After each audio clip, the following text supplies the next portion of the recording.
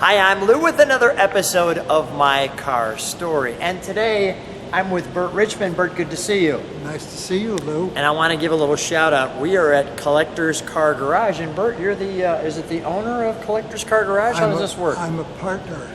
Partner in Collector's Car Garage. With two gentlemen in New York who have a similar operation. Okay, so I'm going to just grab this for just a second, only because I want to focus on.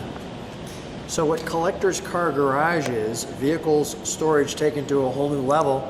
And in Chicago, you can see the location here, and there's their hours as well as their website.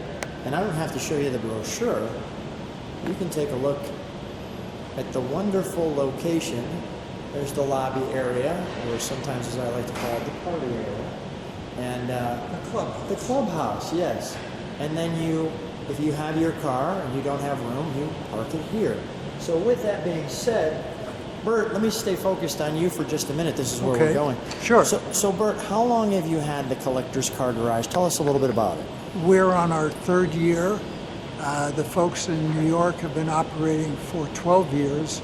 And the good news was all the mistakes that they made during their construction and operation, we didn't have to make here. They taught you the lessons. Well, let's just say that as an architect and a designer, I asked the right questions so we didn't trip over ourselves. So your functional garage now is ready for vehicles.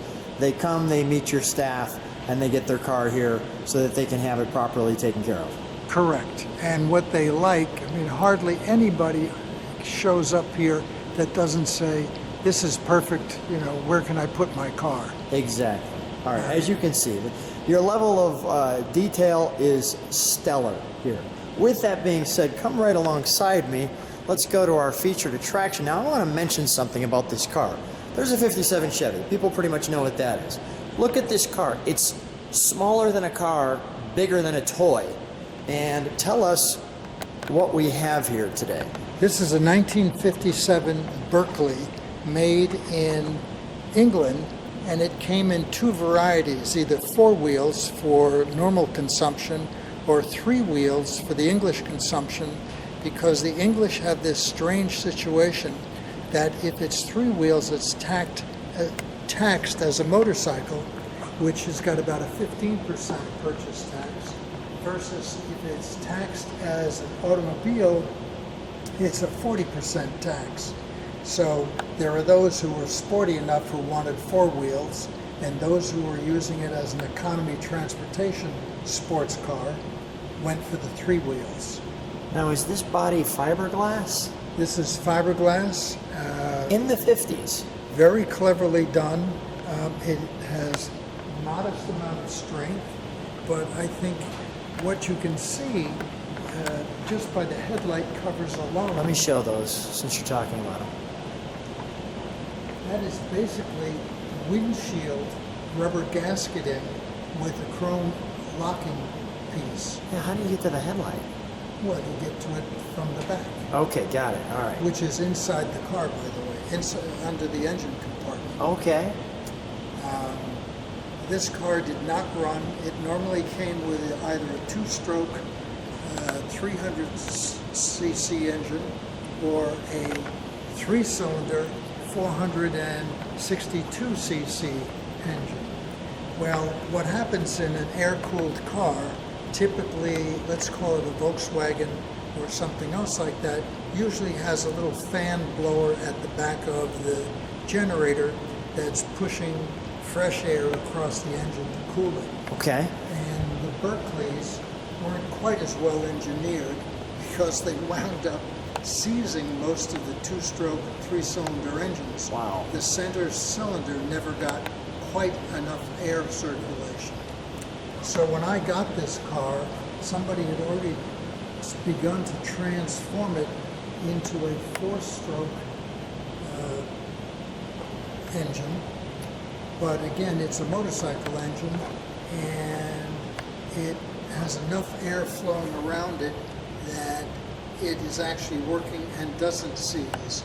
But it was quite complicated in the engineering component, trying to convert everything whatever was a hand shift on a motorcycle became a foot shift on a car.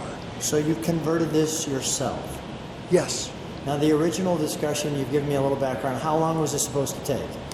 Well, the fellow that sold it to me thought that with my background, I could probably have it running in an afternoon.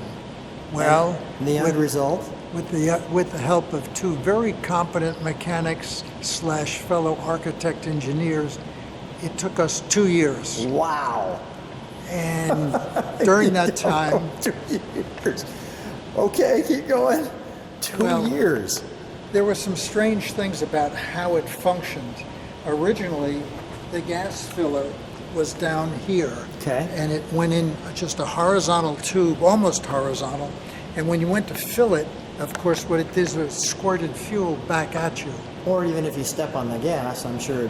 So what I wound up doing is we sealed the tank there and then moved it to a vertical position, which looked, A, visually it looks proper, It does. and B, it actually functions better. Yeah, it looks great. It looks great. Turn signals, are these actual signals that turn? No, those are just reflectors. Got it, okay. These are the actual turn, So stop brake light, and turn signals all here. right, brake, turn signal, etc. Okay. All right. This car did not come with bumper guards, and we fabricated these brackets, and I found an appropriate bumper guard that I liked from a Mini Cooper and used those. Is that also to keep it compliant with rules and regulations in the states? No, it was more to be compliant so I didn't have to repair the front or rear of the car from somebody aggressively parking over it. Understand. You made the comparison of, this is something between a toy and a car. And if you think about this 57 Chevy that we're standing next to, Sure. all they'd have to do is back up and go through the back of your car. Now, when did you first find out about the Berkeley? Oh, at least 40 years ago. So you saw one, and what converted you to say, I need one? Well, I made the mistake of using a friend's in Tacoma, and I thought, gee, look at what I've missed these last 35 years.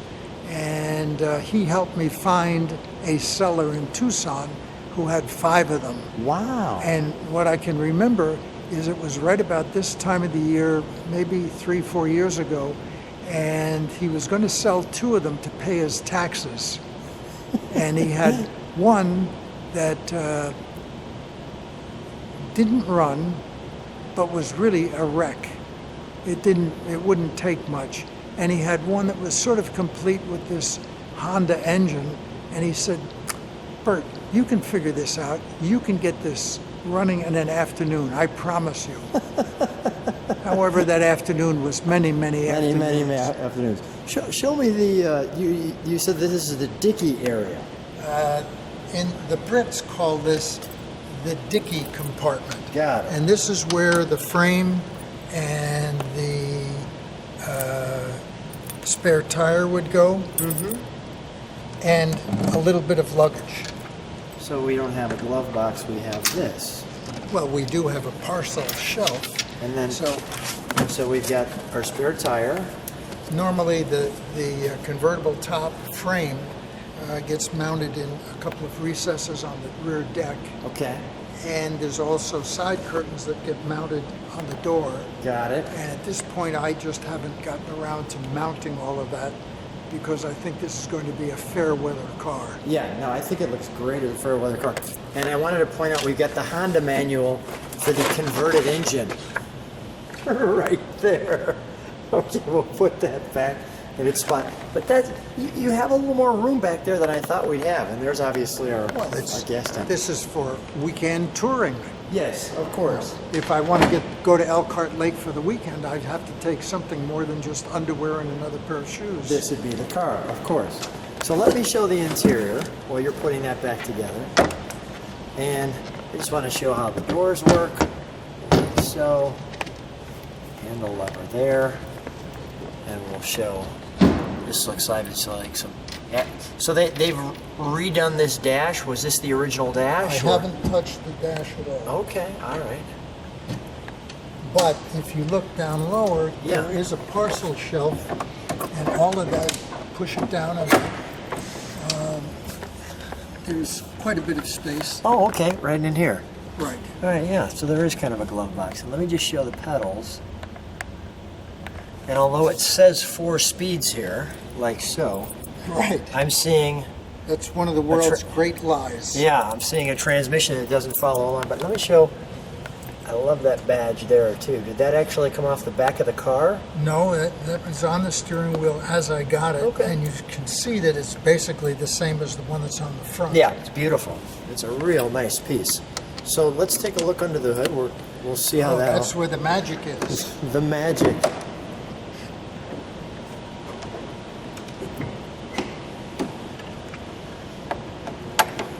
Wow. So This is your basic Honda 400cc two-cylinder engine, twin carburetor. yeah. Motorcycle engines typically have the transmission shares the crankcase. Then there is a chain that's running back to this drive shaft, so it's front-wheel drive. Okay. And again, remember, There's your steering components. I see holes all over the place for air. well, that's the intent, is that we have lots of airflow. Yeah, lots of holes. Got it. We've got our horn. I want to show the other side too. So we can see, just like a Honda engine, you just put the oil in there. We'll come over here. There. Look. It's And right. so See. people might think, gee, that's an awful lot of effort for 400cc. But remember, this car only weighs about 700 pounds, Wow. which is That's- the weight of a normal motorcycle. And it's two people who can actually talk to each other. And since all the transmission and everything's up front, you can have nice conversation, and you can. You can enjoy the sun and the wind in your hair. If I had hair, I could enjoy that. It's a wonderful, wonderful car. We must start it because people are going to want to hear that. I want to hear this. You're assuming it starts. I'm going to assume it starts.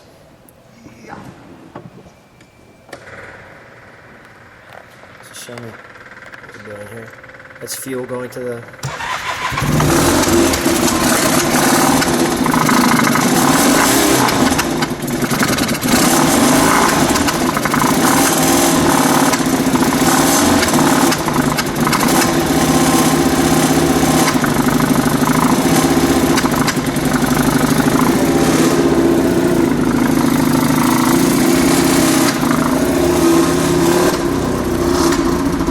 Bert, can you step on the brakes for a moment? Wonderful. Little rev.